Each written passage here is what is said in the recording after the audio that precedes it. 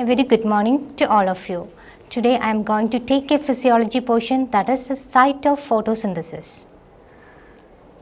From our school classes, we know what is photosynthesis. It is literally meaning of the photosynthesis is that synthesis using light. And here we could see a picture with a plant with its root system and the shoot system. And we know what are the ingredients needed for the photosynthesis. They are the first of all water and minerals has been absorbed by the root system and is being conducted to the shoot system or up to the leaves. There we could find the carbon dioxide. Where do the carbon dioxide enter into the leaves? They are through the stomatal opening which is seen under the lower surface of the leaf. And thus we got the two ingredients, and the important thing needed is the sunlight. And with the help of solar energy, this carbon dioxide is being fixed in the leaves as the carbohydrate or the sugar. At the time, what happened is oxygen is being evolved. It is illustrated in this figure. Now, what about the significance of photosynthesis? We know photoautotrophs. What are photoautotrophs? They are the organisms which can synthesize their own food with the help of sunlight. What happens with the evolution of photosynthesis? We know our earth is in a reducing and anaerobic condition in the primitive times. After the evolution of photosynthesis, what happened is that it is get transformed to an aerobic and oxidizing condition. Then only we can survive in the earth. Okay, it becomes aerobic and oxidizing condition. Now we are going to discuss about the site of photosynthesis, the exact site. Now we know it is a leaf, and which organelle is taking part in photosynthesis. Here is a picture of a leaf. A portion of the leaf is being enlarged. Okay. Before discussing that, we have to discuss about a German biologist, that is T. Eagleman. He had conducted an experiment to prove that the photosynthesis is being carried out in the organelle chloroplast. We can discuss about that.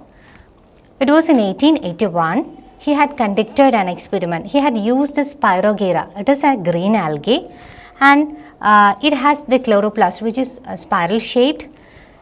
What he had done is that he had illuminated this Spirogera, and he could find that more actively moving bacteria is moving towards this chloroplast of Spirogera.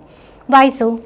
Because we know during photosynthesis oxygen is being evolved, and for acquiring that oxygen for its metabolism, bacteria is moving towards this chloroplast. So he could conclude that the site of photosynthesis was chloroplast. Now we have to discuss about the dimension of chloroplast. It is approximately 2 to 4 μm wide and 5 to 10 μm long, and the number can vary. Now we have to discuss where do these chloroplasts reside. Here is a leaf. A portion of the leaf is being enlarged here. We know it has an upper epidermis and a lower epidermis. In between, we could see the mesophyll cells.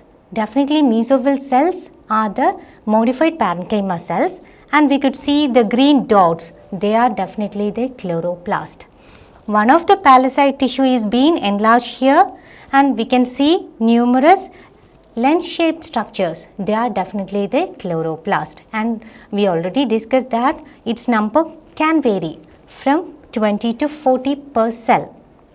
So far we know photosynthesis occurs in the leaf and also in the organelle chloroplast. Now we have to discuss about the structure of chloroplast. Okay, so about the structure of chloroplast. Here it is a double membranous organelle. Definitely it has an outer membrane and an inner membrane, and its characteristics are: outer membrane is selectively permeable. It only permits selective molecules to enter into the organelle. The second membrane, that is the inner membrane, is highly impermeable. Inner to this membrane, we could see some structures. So first one is a thylakoid. Thylakoids or lamellae.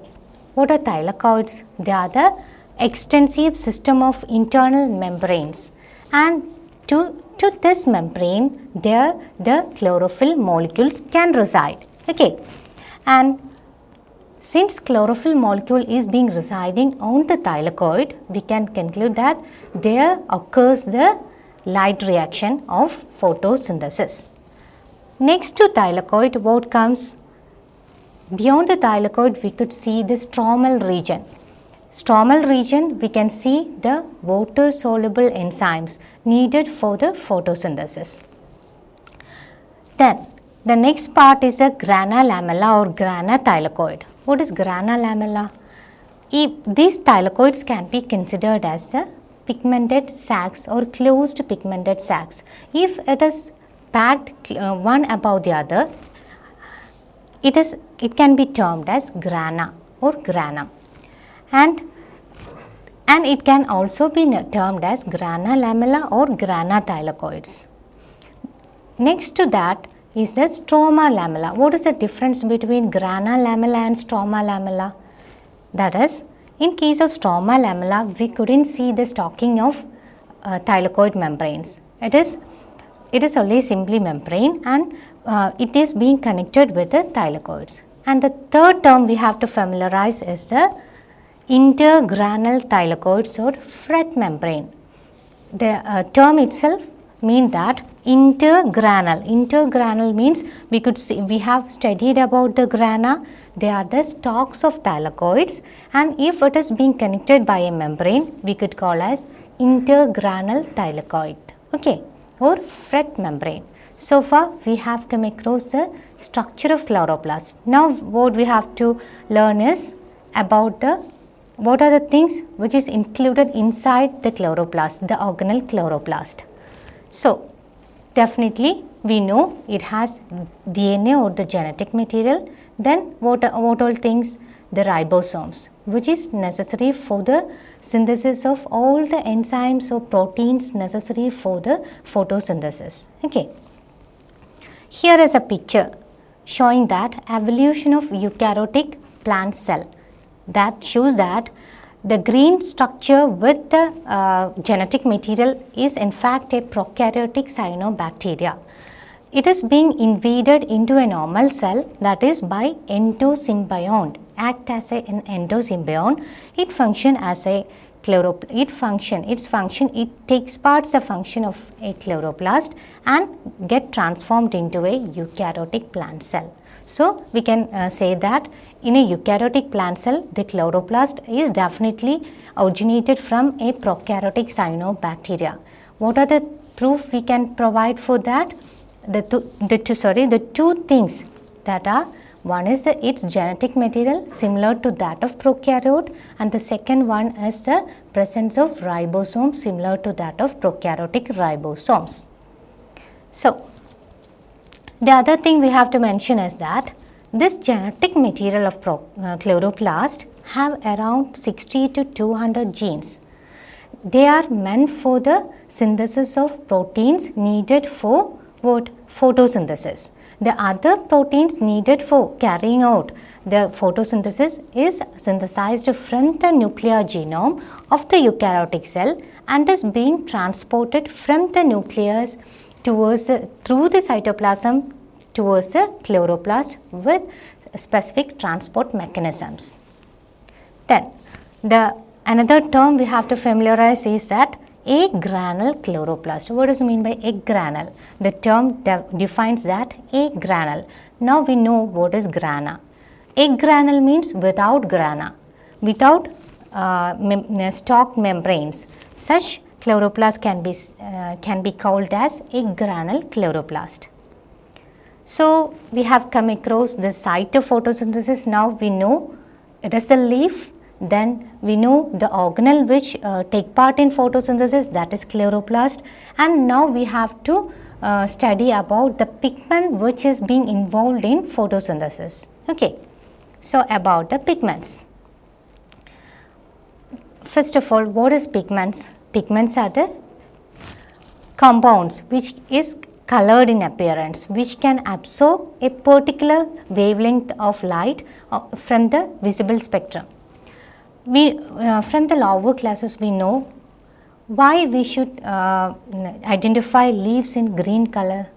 We know the answer, that it contains the pigment chlorophyll and it can absorb the light of blue and red region, and the green region is being reflected. Okay.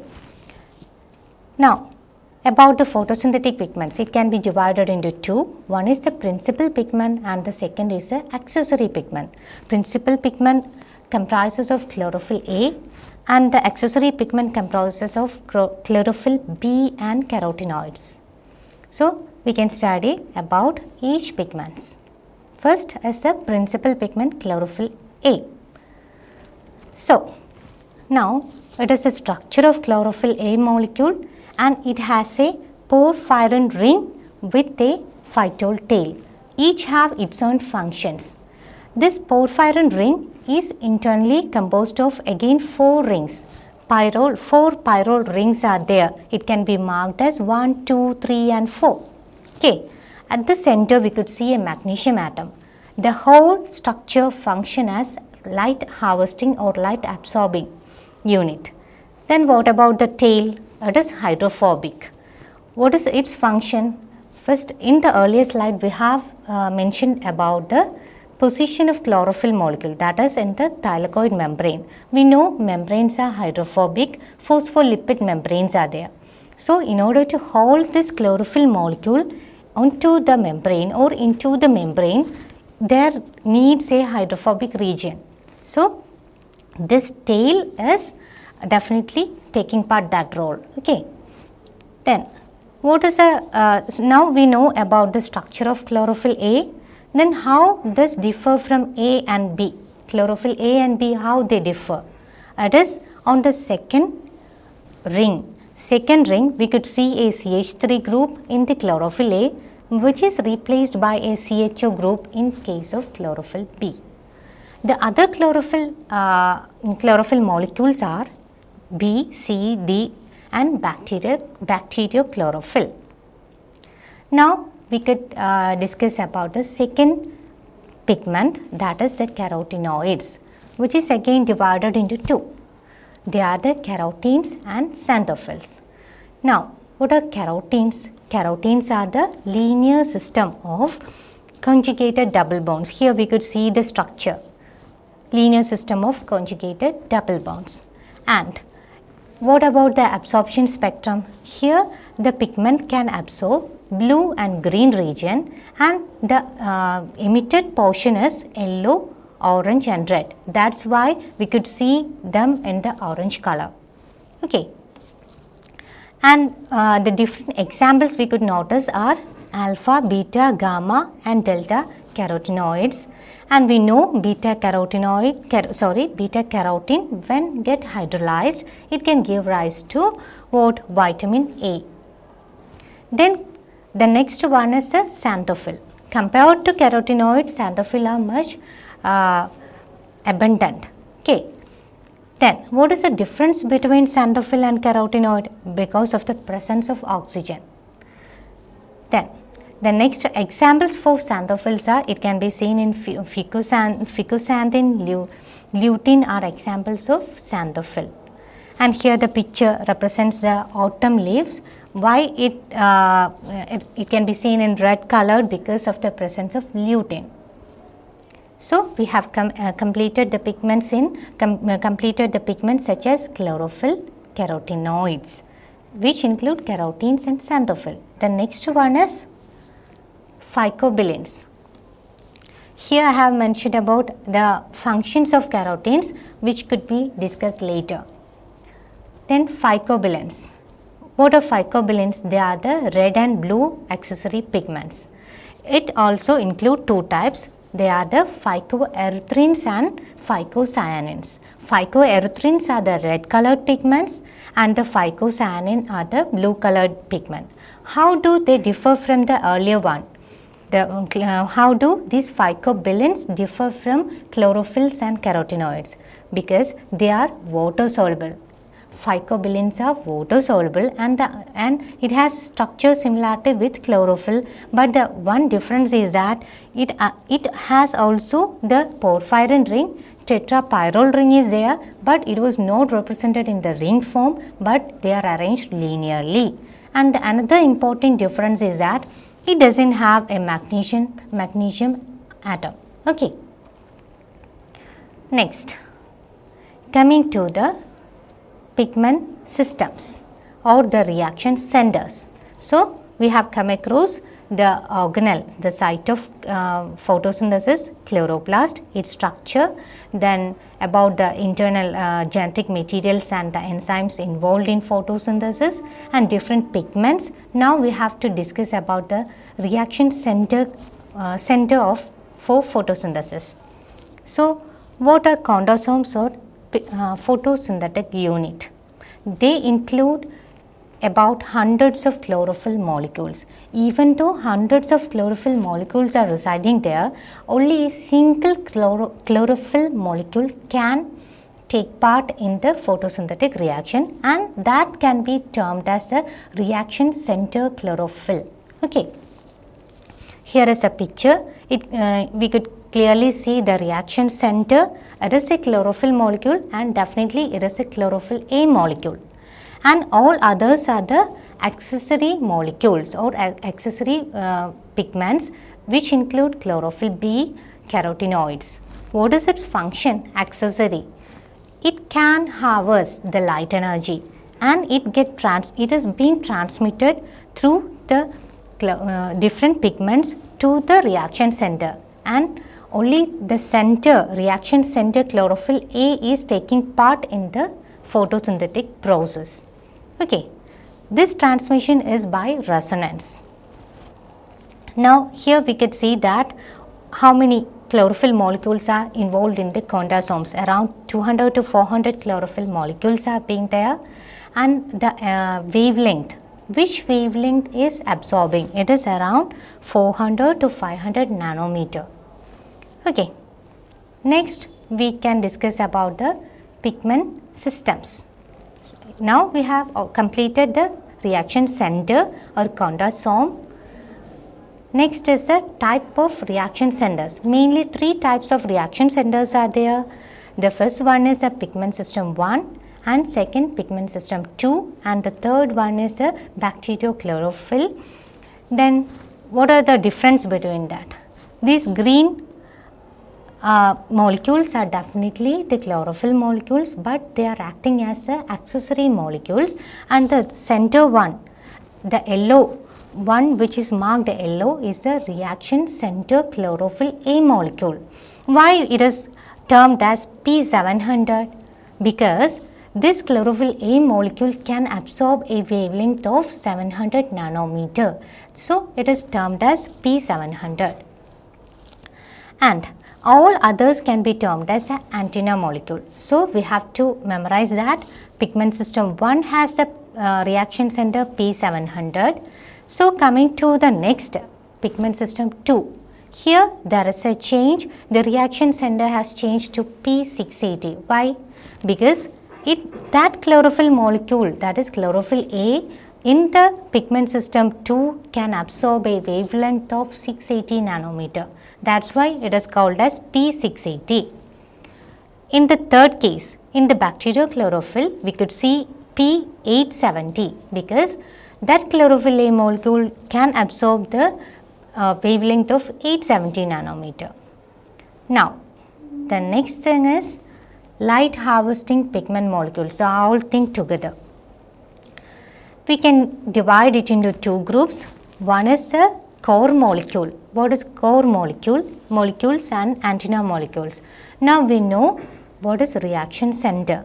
It is a single chlorophyll A molecule, and it is being covered with around 20 to 30 chlorophyll A molecules, but it is not taking part in the photosynthetic reaction.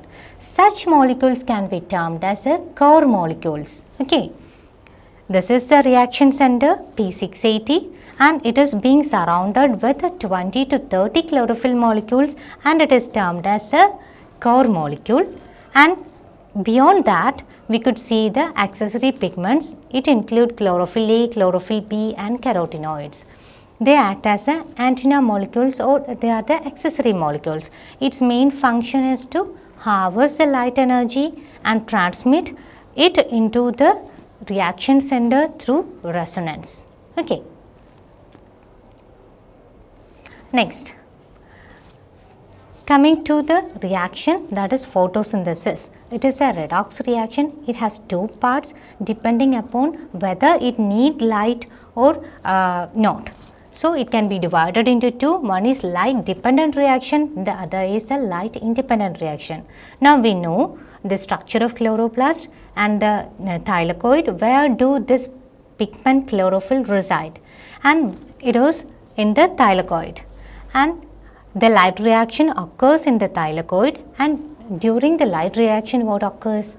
Oxidation of water occurs, and the synthesis of NADPH and ATP is taking part as a result of light reaction, and these products are being used up by the light independent reaction, and as a result the carbon dioxide is being fixed to carbohydrate or sugar. This was a simplified explanation of photosynthesis, and so far we have discussed about the site of photosynthesis. So, coming to the summary, we know now we are familiar with photosynthesis, the reaction, and where do it takes place. It is in the leaf, anatomy wise it is in the palisade tissue, and inside the palisade tissue we could find the chloroplast, the organelle of photosynthesis, and inside the chloroplast we have chemicrosis structure with the thylakoid stroma. Now we know the light, where do the light reaction occurs, it is in the thylakoid, and this dark reaction occurs in the stromal region. Now coming to here, we could know about the reaction center, the exact chlorophyll molecule that take part in the photosynthesis, and these are the accessory molecules. What are the functions of accessory molecules? It has to harvest the light energy and transmit it to the reaction center chlorophyll A molecule, and also helps to dissipate energy. Over energy is being removed by this accessory pigments, thereby protecting the reaction center chlorophyll A. And as a result of light reaction, we know NADPH and ATP are the products, and water is being hydrolyzed, and these products are being utilized in the dark reaction where the absorbed carbon dioxide is fixed as carbohydrate or the sugar. And now we are familiar with the site of photosynthesis and the basic steps of photosynthesis. Thank you.